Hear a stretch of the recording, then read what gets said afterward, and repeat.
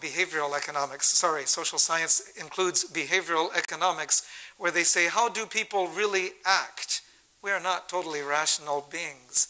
We sometimes make decisions based on factors which are irrational. We looked at that 2 weeks ago, how stuff is relative. But today, I'm looking a little bit at actually two places where that shows up. One is social norms versus market norms. If you go into the store, you expect that certain things are going to cost a certain price. You pay that price, you get that thing. Now it gets a little tricky when you start working with people, and people are operating under market norms. They anticipate a certain relative scale. I'm going to get this much for my value of time, or that much or that much. Whereas social norms are like, well, let me put it this way. You go to Thanksgiving dinner in a couple weeks. Let's imagine you all went to your mother-in-law's house, and as you sat there, the meal was so delicious, she worked so hard, you ate, you enjoyed, and you stand up and pull out your wallet and say, that was an awesome meal. I want to give you $300 for that. And she's going to be so happy, right? No, she'll be so angry. Oh, sorry, Mom, how about $400? She'll be even more angry. She did not do that for money. She was expressing something that's part of the social norm. She's expressing her love through what she prepared for you. And as soon as you offer money, you switched it to a market norm, and she's upset. They found out how this works by mistake in Israel, where there's a daycare center, and as people would come to pick up their children, they'd sometimes come a little late, and they'd feel embarrassed by it, but the daycare center people got tired of this, and they said, we're going to start charging money if you come late. So they charged a little bit of money as the parents came late. And then what happened? They came even later. Because when they had the social norm, they'd feel kind of badly. Oh, I was supposed to pick up my kid at 4 o'clock, and it's 4:12, 4:15, or whatever. And so they felt that kind of pressure. Even if they were a little late, it kind of held them back. But as soon as there's money, it moved it to a market norm. So now they felt, well, I'm a bit late, and it's going to cost me this much money. It's a deal. It's the way life works. It's just a price to pay for what I did. So then they realized their mistake, as more and more and more parents were late. Many more were late. So they said, oh, we've got to change this, and they took away the price consequence. Bad news. Once you move to the market norm, you don't move naturally back. In fact, it can take years to move back in some cases. So when they stopped charging the penalty, now there's no guilt and there's no cost. So there's even more tardiness. That's one of the differences between social norms and market norms. And people think sometimes as the persecutors come to interact with those who love God, they think that we will work in the realm of market norms. We put pressure on you, and as long as the consequence is right, you will buckle. But as God's true followers, we're not operating under the market norms. What we do, we're doing because of something inside, like the mother cooking Thanksgiving dinner, not like the person cooking the food in a restaurant. They experimented another way. They took students in, and they told some of them, we're going to pay you $5. Please sit at the computer. Here are some circles. Move them over with a mouse. Drag them over to the square in the corner. And then when the bell rings, your 5 minutes is done and you quit. They moved about 155 or something like that. Then they took some others and they said, we'll give you 10 cents to do the same thing. And some others, we'll give you 50 cents. And they only moved like 99, 102, something like that. A lot less, because they got paid a lot less. And then they took another group and said, could you just move these circles over into squares? It's part of an experiment. No money, just part of an experiment. So the students moved them over about 165. It was pretty much the same as the group that got paid $5 for the task. In the market, if you pay me too little, I work slowly and not much happens. But if it's just a favor for you, a researcher, I'm helping you out in your experiment, I work as high as the person who got paid more money. So they thought, let me try something else. What if there's a gift? Is a gift the same as payment? So they took the people to move the circles into the squares, and the ones that, instead of paying 50 cents, they said, here, we'll give you a Snickers bar. They didn't say, we'll give it to you. It's just, oh, thank you so much for doing the experiment. Here's a Snickers bar. And they moved about 160, just like the social norm group. They took the others, instead of paying them $5, they had a nicer one, like Godiva chocolates. And they said, here, we'd love to just kind of give you a small token of thanks. Thank you for doing this experiment. And they also moved about the same amount. Didn't matter, Snickers bar, Godiva chocolates. It could be $5 worth or it could be 50 cents worth, but they still worked just like the guy on social norms until they changed one more thing. The next group of students came in and they said, oh, we're so thankful that you're doing this for us. Here's a 50-cent Snickers bar as our appreciation. They said the price. And now those guys did just like the guys that were told up front, you're getting 50 cents for this task. It went down under 100. They got another, the ones who were told about the Godiva chocolates, oh, thank you so much for helping. We're going to give you $5 worth of chocolate as a thanks. As soon as they said the price, it went down to the market norm. So we as people have this fascinating piece where we're judging. I am worth this much money. My time is worth this much money. As soon as I'm in the market norm, I decide how much output to make. They went to AARP, you know, I'm embarrassed, I've got one of those cards. But anyway, they went to the lawyers and said, could you do some help, some accounting help for tax purposes? And we want you to help the older people who don't have enough money. Could you do it for $30? No, no, no, my time's worth more than that. They all said no. So they came back later and they said, we have some elderly people who don't have enough money to hire help on their taxes. Could you donate some of your time to do it for free? Oh yeah, I'd do that. Why is $30? No. And $0? Yes. Because $30 puts me into the market norm and it's too little money for the job I do as an accountant. But free means I'm in the social norm category.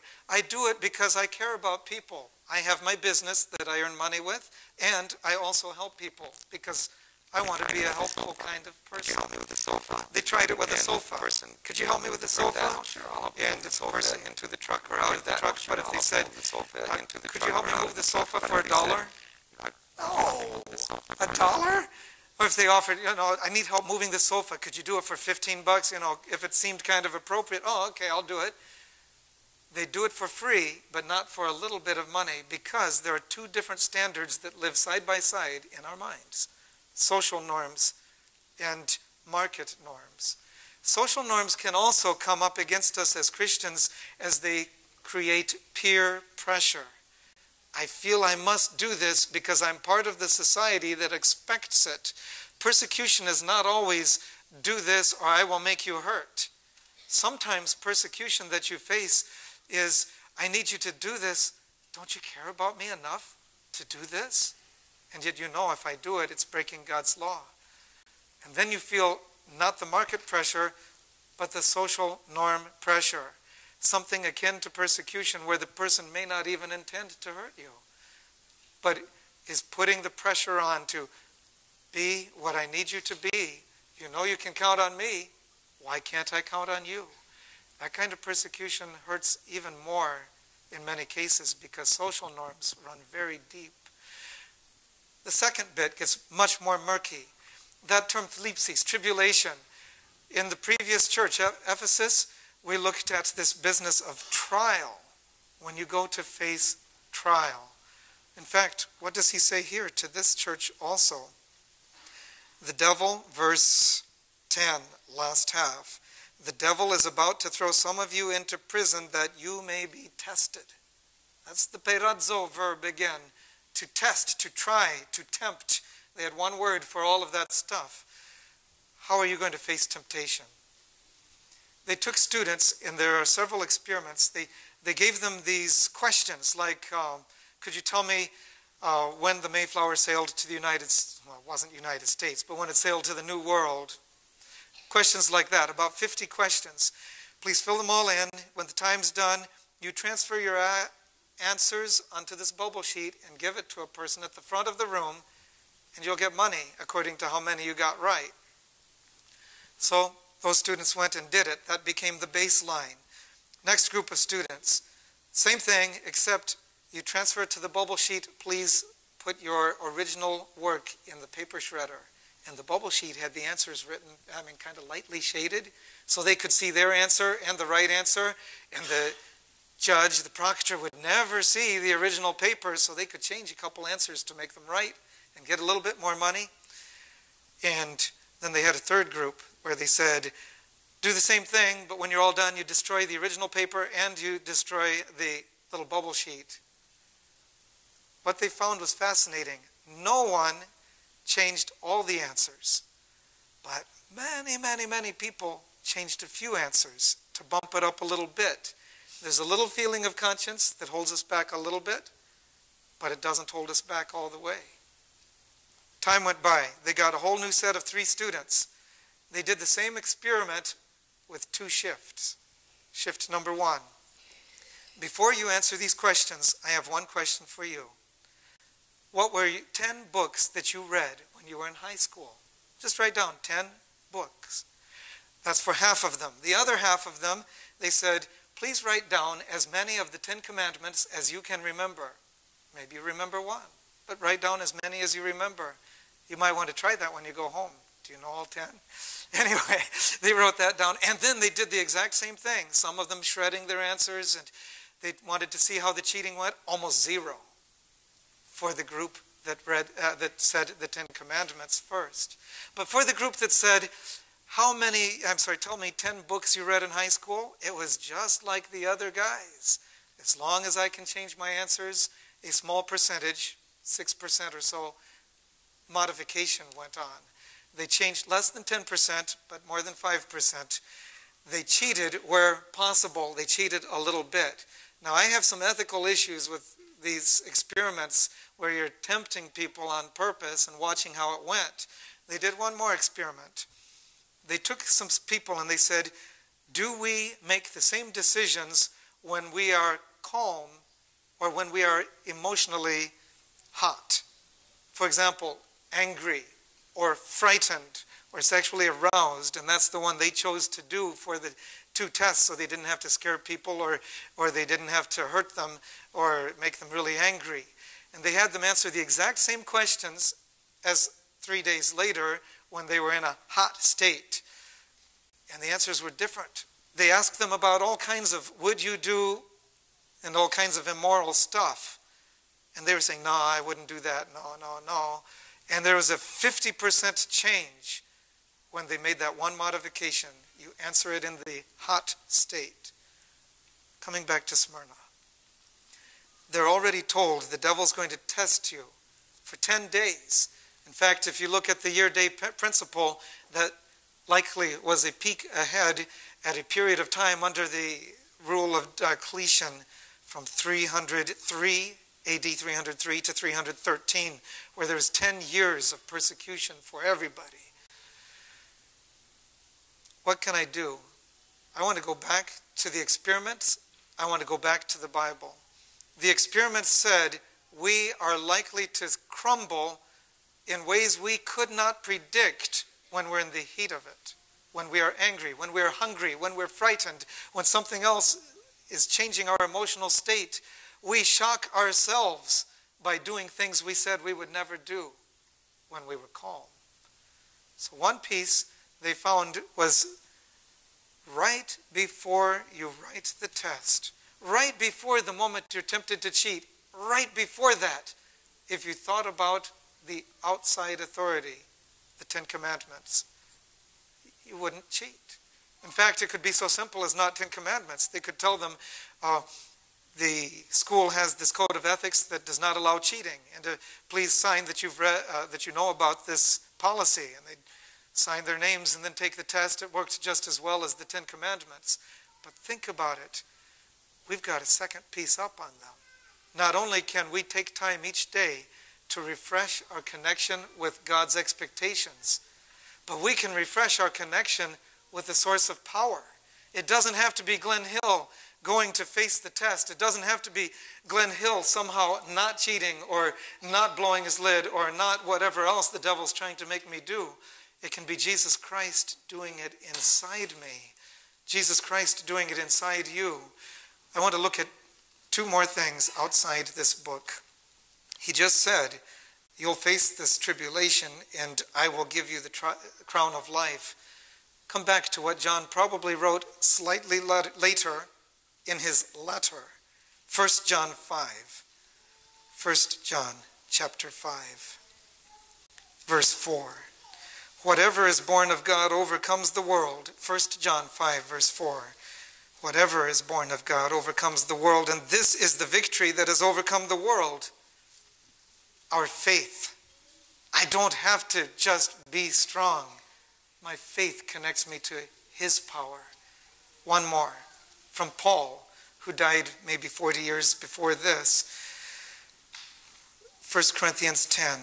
I want to leave you with this powerful promise, because you may face temptation in our fellowship hall. You may face it in the car. You may face it on the way home. 1 Corinthians chapter 10. At the end of his long discussion on whether or not to eat food offered to idols, 1 Corinthians chapter 10, he throws this promise in verse 13. 1 Corinthians 10:13. No temptation has overtaken you, except such is common to man.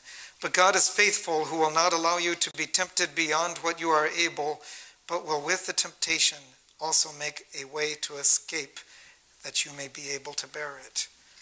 Polycarp didn't have to be afraid. Oh no, if you put me in a fire, I will reject my Lord. If you put me in front of lions, I'll reject my Lord. Christians who lived in the 300s did not have to fear that, because they had that promise. I will empower you. Take that time with him each day, so that when you're in the hot state, you're also in the state of knowing he's right here by me. He cares. He gives me the strength. You can be strong, not because you can be strong, but because he is strong in you. Before we sing our closing song, I want to share a letter with you. I've got a person with a backup copy because I'm not sure I'm going to get through this. Dear church family, I've been honored to serve as the pastor of Elmhurst Seventh-day Adventist Church for 8.5 years. During our time here, we've been deeply blessed by the warm, caring relationships with so many of you. You poured out love and understanding as we faced the death of 3 family members. You gave encouragement as I plodded along with my doctoral education. You affirmed Debbie in her development as a hospital chaplain, and you've helped shape the kind of ministry I practice today. Together, we've celebrated birthdays, weddings, graduations. We've mourned the loss of church members. We've seen new ministries start up. Our church has changed a lot, especially in the last 2 years, and I'm thankful for what we're becoming. This church has been much more than a district assignment. It's become our church home. Each member of my family feels a sense of belonging here. We value the heart connections that have developed. It's so painful for us to come to the time when we have to say goodbye. I'll be one of the religion teachers at Weimar College, starting at the beginning of 2016, teaching things like intermediate Greek. After being away from